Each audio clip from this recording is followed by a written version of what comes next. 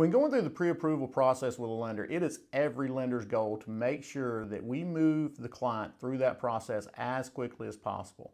However, I do want to say this, don't rush the process, whether you're the realtor or whether you're the client, and here's why. Just recently, we took an application from a young lady. Everything went smooth, credit looked great, job looked great. There were a couple of questions around her employer. We asked those questions. It was taking us 24 to 36 hours to get some answers. She got a little impatient, went to another lender.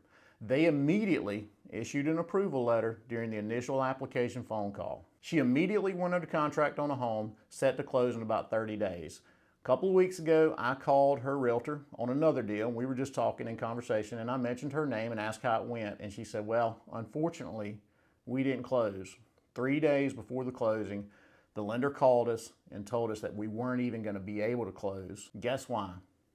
The same thing we had found during our initial application. So if they took a little bit of time just to go into the details of it and make a better decision, an approval letter would have never been issued and a house would not have been tied up for 30 days under contract that wasn't going to close. Just remember, it's just as important to us to get you to the closing table. We just want to do all the heavy lifting on the front end so there are no surprises prior to the closing.